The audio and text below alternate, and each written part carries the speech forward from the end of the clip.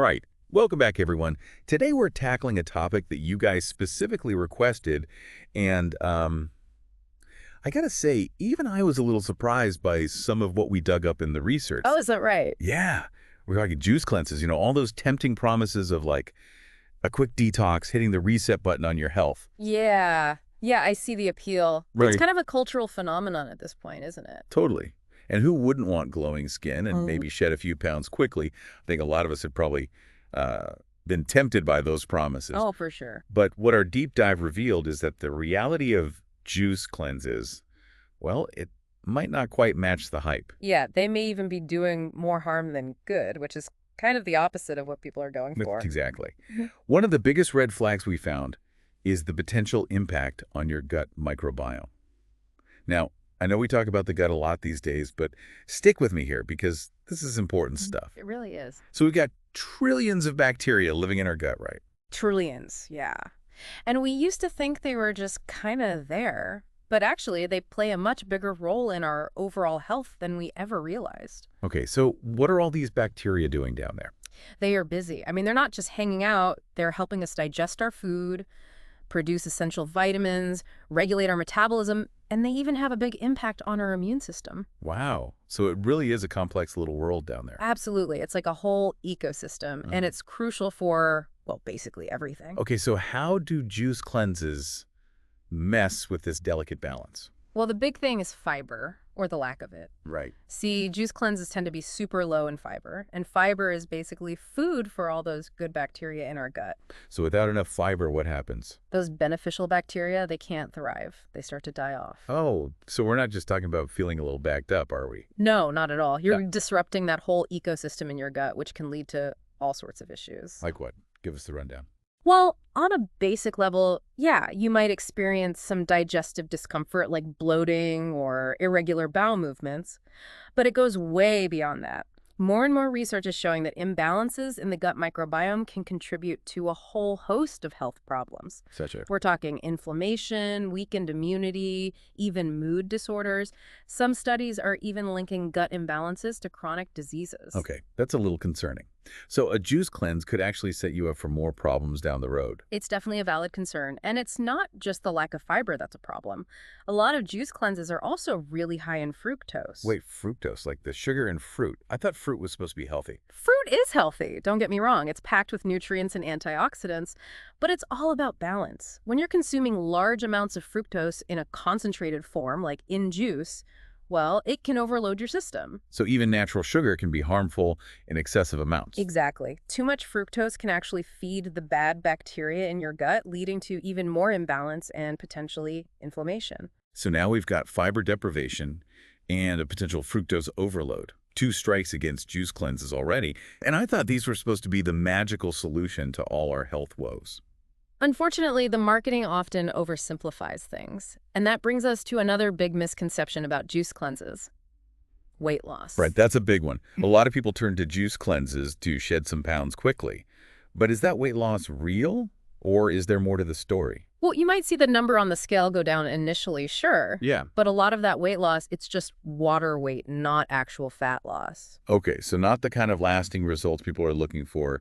What about any long-term impacts on metabolism or body composition? There can be, and it's not necessarily what you'd expect. See, when you drastically restrict calories and cut out essential nutrients like protein and fat, your body goes into this sort of survival mode. Survival mode. That sounds kind of intense. What does that mean exactly? Basically, your body senses it's not getting enough fuel and tries to conserve energy, which can lead to a slower metabolism, meaning you burn fewer calories even when you're resting. And in extreme cases, you can even lose muscle mass. Muscle loss. Yikes. That's definitely not what anyone wants when they're trying to get healthier. It's kind of counterintuitive, right? You'd think cutting calories would automatically lead to fat loss, but it's not that simple. So juice cleanses can actually backfire when it comes to weight management. In the long run, they often do. That initial weight loss, it's temporary. And the metabolic changes, those can make it harder to keep the weight off in the future. This survival mode concept, it's fascinating. It makes you realize how our bodies are designed to protect us, but also how some of these modern dietary trends, they can kind of work against those natural mechanisms. Exactly. It's all about understanding how our bodies respond to different things. So we've talked about the gut, the potential metabolic mayhem.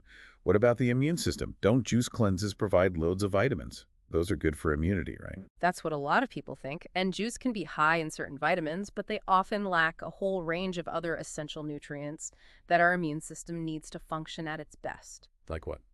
Well, we're talking about things like zinc, iron, healthy fats. These nutrients play crucial roles in supporting the development and activity of immune cells. So it's like sending your immune system into battle without the proper equipment. Exactly. Without those key nutrients, your body's defenses are compromised. You're more susceptible to infections, especially when you're stressed or it's cold and flu season. This is making me rethink a lot of things about juice cleanses. It's clear there's a lot more to the story than what's often advertised. There definitely is. It's so important to look beyond the surface and understand the complexities of how our bodies really work. We've covered some serious ground here, but I know there's even more to unpack when it comes to juice cleanses. Stick with us, folks, as we continue this deep dive and explore the psychological aspects, alternative approaches to wellness, and some really insightful takeaways. You know, it's funny, we're talking about all these ways to detox and cleanse, but our bodies are already pretty amazing at that, aren't they? They really are. Like, we have this whole system in place. Our liver, our kidneys, even our digestive system, they're all working constantly to filter out waste and toxins. So are we kind of trying to fix something that isn't broken? In a way, yeah. These intense cleanses, sometimes they can actually interfere with those natural processes. Like, our bodies have evolved over thousands of years to do this stuff on their own. Right, it's like we're trying to micromanage a system that already knows what it's doing. Exactly. And it often comes from this idea that we need to punish our bodies. Like, we've been bad because we enjoyed some treats or strayed from some super strict diet. But what if instead of restricting and depriving ourselves, we focused on nourishing our bodies? I like that idea. It feels so much healthier. Yeah. Mentally and Yeah. physically. But how do we actually make that shift? Well, I think it starts with understanding that our bodies thrive on consistency and balance. Instead of these extreme cleanses or crazy diets, we make gradual, sustainable changes to our lifestyle. Okay, give me some examples. I'm all about practical tips. One of the simplest but most powerful is just focusing on whole, unprocessed foods. Fruits, vegetables, whole grains, lean proteins, healthy fats. So basically, ditch the processed stuff and load up on the good stuff. Got it. Exactly. And don't underestimate the power of movement. It doesn't have to be intense, but find ways to move your body regularly. Yeah, I'm a big believer in that. Even a quick walk can totally change my mood. Right. And here's another one that often gets overlooked: stress management. Oh, tell me about it. Stress is a constant battle. I hear you. But chronic stress, it can really do a number on your body, messing with everything from your digestion to your hormones. Any tips for managing stress? It's so individual, but it's important to find what works for you. Could be meditation, yoga, spending time in nature, could be journaling or just listening to music, whatever helps you unwind. Those are all great ideas. I need to make more time for that. Yeah, and remember, it's not about being perfect. It's about making progress. Small, consistent changes over time, they make a huge difference. This is so helpful. Yeah. I'm feeling a lot more empowered knowing I can support my body in a way that feels good and sustainable. That's what it's all about. You have more control over your health than you realize. Okay, so we've debunked the myth of juice cleanses, talked about our body's incredible natural detox systems. We even touched on some practical strategies for overall well-being. But before we wrap things up, I want to hear more about those alternative approaches to wellness. There's a lot to explore there. One that's getting a lot of attention, and for good reason, is intermittent fasting. I've heard about that, but honestly, it kind of intimidates me. It can sound a little scary at first, but it's actually pretty flexible. There are different ways to do it, but the main idea is cycling between periods of eating and fasting. So it's not about what you eat, but when you eat. Exactly. And the potential benefits are pretty amazing. Some studies suggest it can improve insulin sensitivity, boost cellular repair, even help with cognitive function. Wow, that's impressive. But how does intermittent fasting compare to juice cleanses, like in terms of how it affects your body? Great question. A big difference is that with intermittent fasting, you're not cutting out entire food groups or drastically reducing your calories like you often do with juice cleanses. It's more about giving your body strategic breaks from digesting. So that it can focus on other things, like repairing cells and detoxifying. Precisely. And another good thing about intermittent fasting is that you can really tailor it to your lifestyle and preferences. I like that. Flexibility and control over my health choices. Absolutely. And there's another piece of the wellness puzzle that's becoming more and more important, the role of the gut microbiome. We touched on that earlier, but it sounds like there's a lot more to it. There is. The research is constantly evolving, but one thing we know for sure is that a diverse, thriving gut microbiome is essential for overall health. So how do we actually nurture our gut microbiome? One of the best ways is by eating fermented foods. Things like yogurt, kimchi, sauerkraut, kefir, they're all packed with probiotics, which are basically beneficial bacteria that help repopulate your gut. I love fermented foods. I didn't realize they were so good for your gut. Yeah, they're like little superheroes for your gut health. And in addition to fermented foods, a fiber-rich diet, lots of fruits, veggies, whole grains, that's key for feeding the good bacteria in your gut. This is giving me a lot to think about. I'm feeling inspired to make some changes. That's great. Just remember, it's about finding what works best for you. Make small changes, gradual, sustainable changes that you can stick with. That's a great reminder.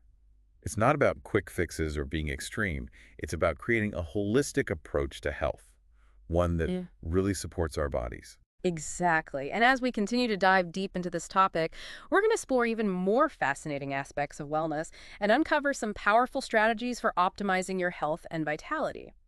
You know, through all this talk about wellness and different approaches, Yeah. the thing that really sticks with me is this idea of shifting our mindset, like going from deprivation to abundance. Yeah, it's a powerful shift, and I think it's Mhm. really key for long-term well-being. Instead of always focusing on what we're not doing, what we're cutting out or restricting, what if we flipped it?